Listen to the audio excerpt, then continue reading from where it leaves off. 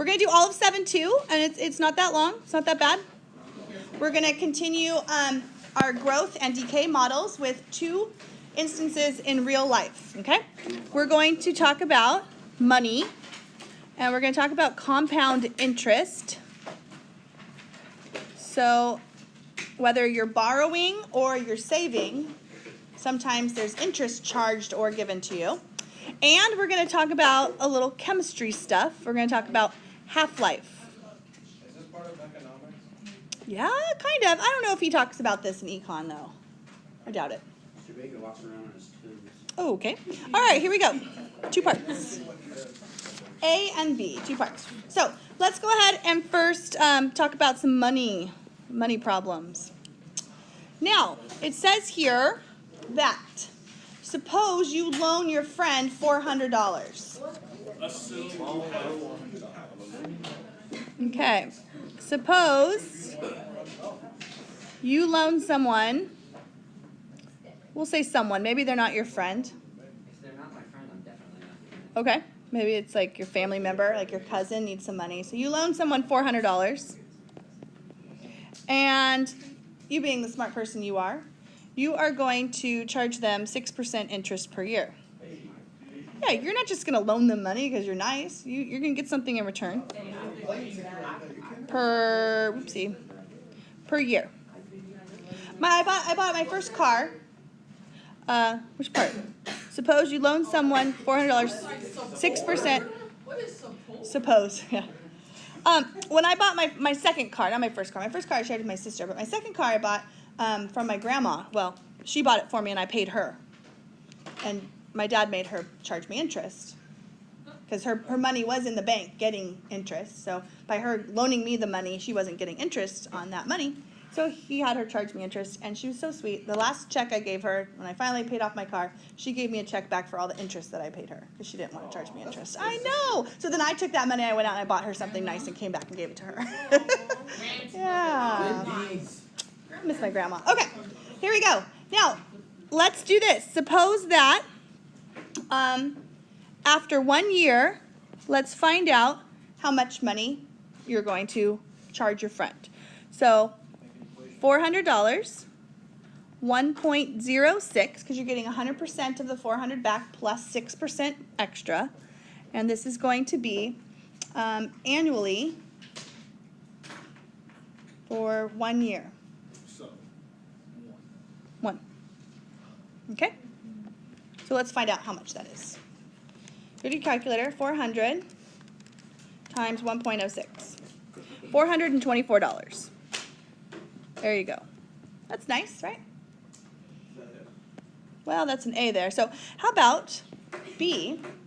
Instead of doing this annually, let's say that we're going to charge 6% interest charged quarterly. Quarterly. Okay? So quarterly means 4 times a year, this is going to be compounded interest. So this is how you do this. It's $400.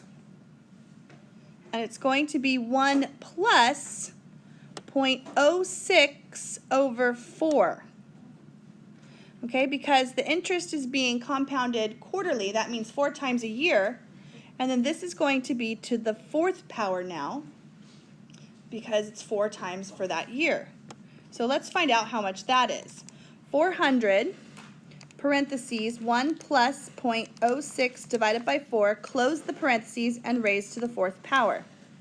So now you have $424.55. You made a little extra there. 55 cents more than doing it just for compounding for 1 year. Let's see what monthly would look like. See, what's happening is your $400 after 1 month, they're going to charge interest, and that's going to get tacked onto the 400. So then the next month, you're actually having interest on more money than just doing it once a year. So $400, 1 plus 0.06 over 12, and that's going to be done 12 times that year. So 400 times, and you can put the whole thing in your calculator, raised to the 12th power, and you will have $424 and 67 cents now. Okay, so it's not much. It's a little bit more each time. From here to here was a difference of 55 cents. From here to here was a difference of what, 12 cents? Okay, so it's still going up, but the increments that it goes up by are getting smaller and smaller. Now let's do one more of these. What about daily? Let's charge interest daily. So we're going to go 400, 1 plus 0.06 over 365 to the 365. Okay? 400, parentheses, put the whole thing in your calculator. 365 to the 365. Ooh, $424.73. So it went up a little bit. It went up 6 cents from there. It still keeps going up. All right, so what this is saying is if you compound more often, it's called compound interest. If you compound more often, so instead of just annually, you switch to quarterly, monthly, daily, you will get more money. You get more money, but the increase gets less and less. But the increase gets less and less. Okay, so you still get more money, but the amount of the difference between them, it's going to get smaller and smaller as you go along. Now, here we go. You're going to now learn a brand new number. So what if instead of monthly, quarterly, daily, we do this continuously? Continuously. Continuously compounded is going to have its own formula with its own number in it. It's very excited. It looks like this.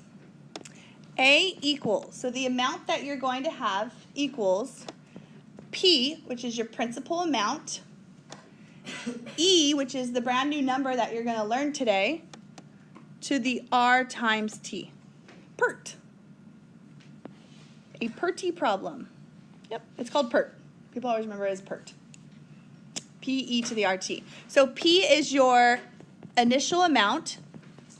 People call it the principal. That's why it's called P. It's your principal amount. E is an irrational number. It's like pi. It's pi's friend.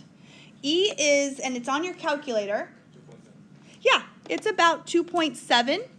You know how we say pi is about 3.14, but you know it's going to be, oh, you know a lot of them. Nice. You know it's going to be irrational. If you ever wanted to find what E is found in 2 places on your calculator. E is found above the division symbol.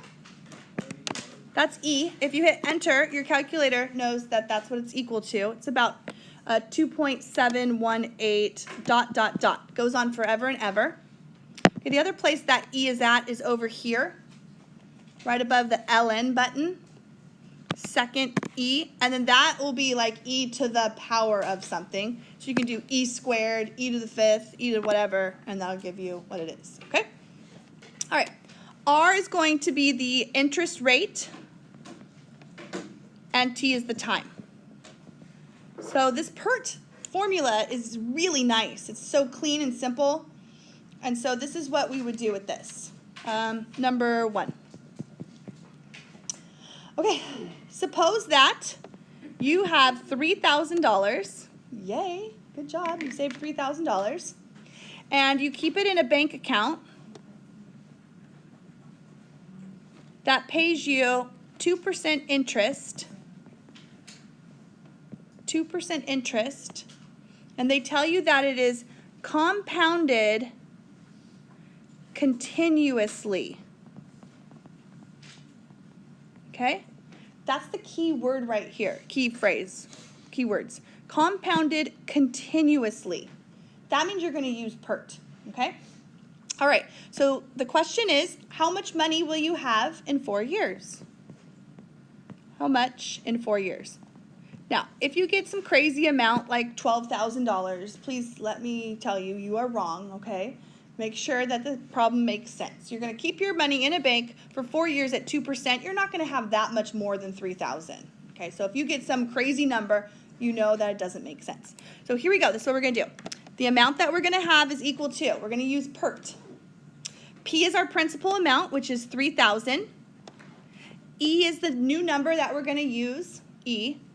R, you need to change that to a decimal. Right now it's a percentage. So R is 0.02, and T is time, which in our case is 4 years. Okay? It's a nice formula. It's beautiful. So try this on your calculator. If you have your calculator today, get that out because I want you to practice this. I want you to find out where this number is that we're using. So it's 3,000 e to the 0.02 times 4. Yeah. No, nothing. You don't need any parentheses. So if you watch my calculators up here, you go 3,000 times, and I like to use the e that's above the ln because it already comes with a caret, you know, exponential. E to the 0.02 times 4. Now, if you have an old calculator that gives you the caret symbol, you will need parentheses. Okay? And then hit enter. Woo! There it is. $3,249.86. So after 4 years, you've made for yourself $249.86 extra, compounded continuously. That's good. That's it. Yeah. Okay, number 2. Number 2. All right, it says here, ooh, this is a little harder though. How long will it take? Okay, that's always a harder problem.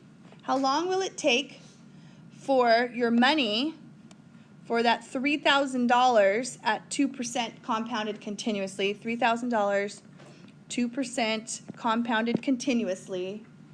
Sometimes we write CC for that, to double. Okay, this is a little bit of a harder problem because you don't know what T is and you have to solve for T. So this is the kind of problem where right now you can do it 2 ways. One, you can graph it and find the intersection. I see a lot of no's on that one. Or you can guess and check. Is that what you did last night? Just guess and check? Okay, so here we go. Ooh, erase that. What's our amount going to be? 3,000. We want it to double. 6,000 is the amount that we want in the bank. You were thinking principal. We're getting there. Yep. 3,000 for principal. E to the 0.02 times T, which I don't know and I'm trying to find. Now, make this easy on yourself. Divide by 3,000 and you get 2 over here because we're looking for our money to double. And then in your calculator, do e to the 0.02 and try and plug numbers in for T if you want to do guess and check. Okay? And we're trying to get 2 here. So we go to our calculator. How long do you think it's going to take? Think it's going to take 20 years? Let's see. 20. I'm going to try 20. I get 1.49. So it's going to take more than 20 years. I'm trying to get 2, right? I'm trying to get it to double. Yeah, no, I divided by 3,000 just so I was working with 26? 26. 1.68. Let's try 40. You want to try 40? Okay, 40. Ooh, so we're over. 30. Someone said 32? 35? Ooh, did you get it already? No, you were guessing? I got to try 34 just to make sure. Okay, so it's going to take 35 years, about 35 years for your money to double. Now, if you don't like that, so I had a couple people in my class yesterday, they decided that they were going to graph this. That's fine too. Okay? Is that gross? Yes. The graph would look like this. You'd have your exponential, and you have y equals 2, and you would find that that is about 35 right there. It's the same thing. Yeah. So I would do this. I would do e to the 0.02x. And then for y2, I would plug in 2. And then you need to change your window. So you got to think x is in terms of years. So it's going to be 0 to, I don't know, I'd probably go up to 50 years just to be safe. And my y can be small because I only have to go as far as 2. I'd probably go 0 to 5. And then when you graph that, there's your e to the, it's exponential, it's growing slowly, and then there's your y equals 2. And if you find the intersect of those, second trace number 5, hit the enter button 3 times, it'll give you 34.657. That's a better number than 35, but 35 is okay too. So it would take 35 years. Woo.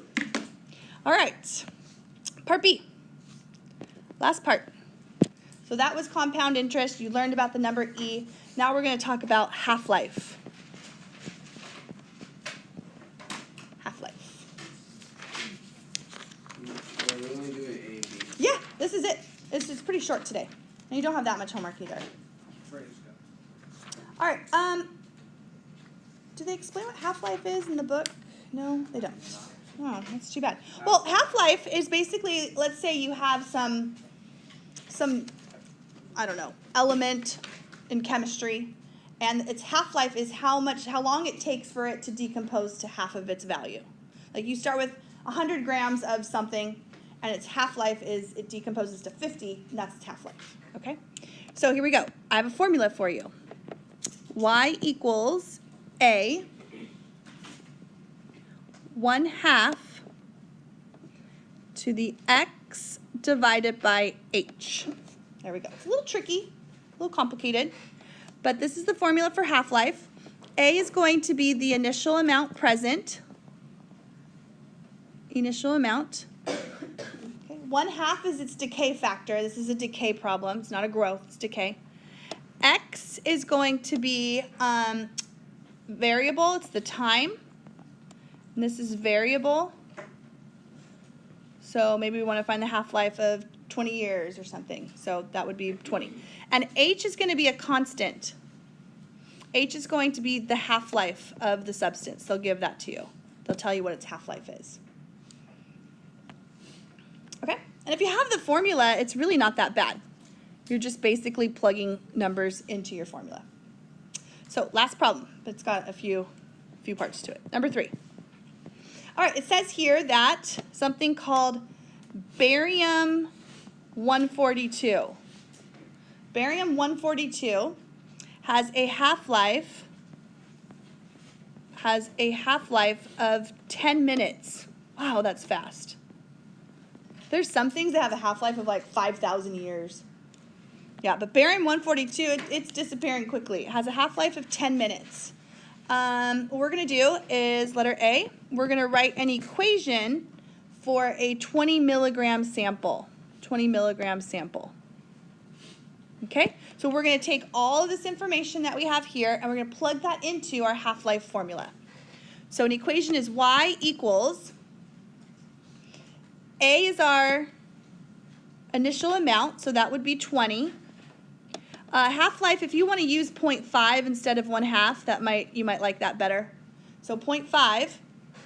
X is the power, that's our variable, but then we have to divide it by the half-life, which is 10.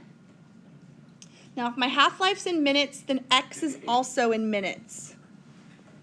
Okay? X is variable, it's in minutes. All right, then they're going to, once you have that equation all set up, ready to go, they can ask you some questions like, how much is left after 1 minute? How much after 1 minute? 1 minute goes by and it's already gone. It's kind of like oxygen or helium or something, right? Yeah? All right, so here we go. Let's plug it in. Y equals 20.5 to the 1/10. Now let's see if you can plug that in correctly into your calculator. Okay? You know it's going to be less than 20, but how much less is it? 1/10. I got about 18.7 milligrams. Is that what you got? Yeah? Okay. Letter C, what percent of your original amount is left after 1 minute? What percent is left after 1 minute? Do you know how to find that? Yeah? So what'd you do? You divided. Perfect. You would take your 18.7 milligrams over your 20. It's almost like if you got an 18.7 on a quiz out of 20 points, you're finding your percentage on that quiz.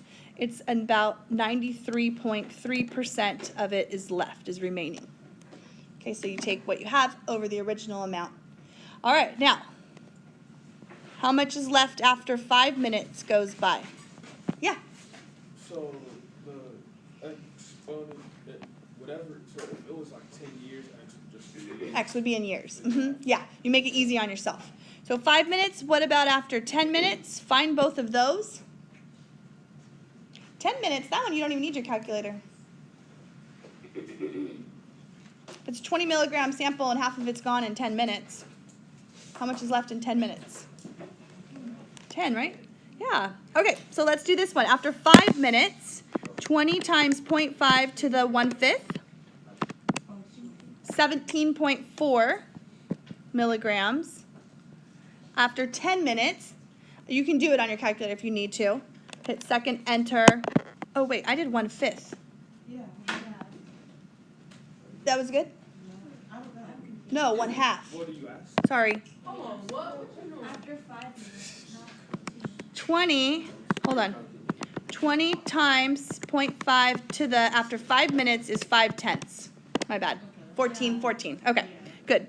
I thought it was a little quiet in here. When it gets really quiet like that, I know I've made a mistake. And you need to call me on it. Because it's okay, I'm human. I make lots of mistakes. Oh, you thought you were, no, I make mistakes too. It's 5 over 10. Yes, 5/10. Yeah, sorry about that. Okay, and then after 10 minutes, we can hit second enter, but you know how to do that one in your head, right? It's 10/10, so it's 10 milligrams are left. Half of it's gone. Okay, and then last one. How about after 1 hour? What are you going to plug in there? 60. Yes, X is in minutes, so you have to change that. So we could go second enter, and it would be 60/10. How much is left? Ooh, hardly anything. 0.3125 milligrams. What's happening here is your starting amount is 20 milligrams, and it's decaying until it pretty much gets to 0. That's what it looks like. Okay, I'm done.